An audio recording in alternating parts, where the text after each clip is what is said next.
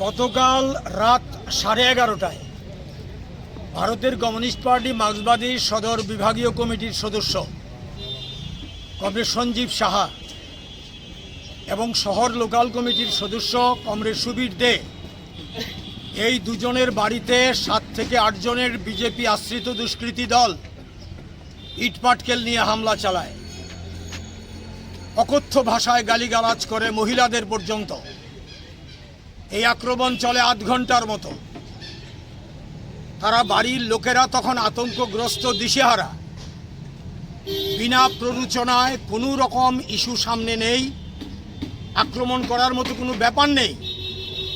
আচমকা এইভাবে শহরের প্রাণকেন্দ্রে রাজ্যের মাননীয় মুখ্যমন্ত্রীর যে নিজস্ব বাসভবন বনমালীপুর এবং ওনার যে আদি বাড়ি মসজিদপট্টি, এই দুইটা বাড়ির মধ্যে দূরত্ব 1/2 কিলোমিটার।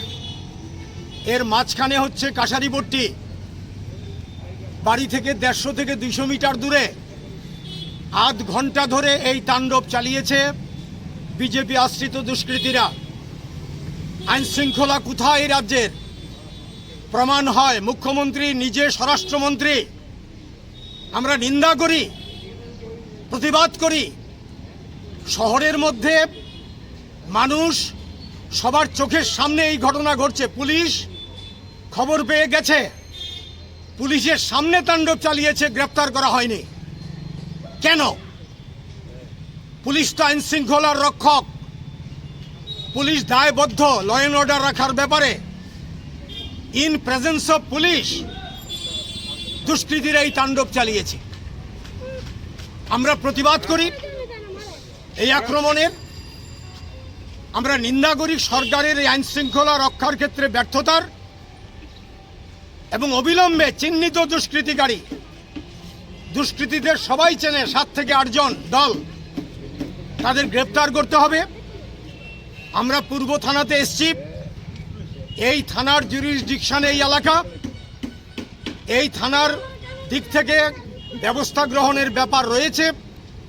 আমাদের নেতৃবৃন্দ, প্রতিনিধি দল ভেতরে গেছেন। পুলিশ প্রশাসনের যারা কর্তা ব্যক্তিরা এখানে আছেন তাদের সঙ্গে কথা বলবেন, সেখানেও একই কথা বলা হবে। আমরা প্রতিবাদ জানাচ্ছি, বিক্ষোভ জানাচ্ছি। রাজ্যের ভেঙে পড়া আইন শৃঙ্খলার যে দুরবস্থা, তা চোখে আঙ্গুল দিয়ে দেখিয়ে দিচ্ছে কালকে মধ্যরাতের কাশারিপট্টির এই ঘটনা। কারা করেছে, কার বাড়িতে? বিজেপি আশ্রিত দুষ্কৃতী এবং বিজেপির কিছু স্থানীয় লোকজন আজকে গিয়ে এই ঘটনার জন্য তারা দুঃখ প্রকাশ করে এসছেন। পুলিশের সামনে ঘটনাটা ঘটলো, পুলিশ গ্রেপ্তার করলো না।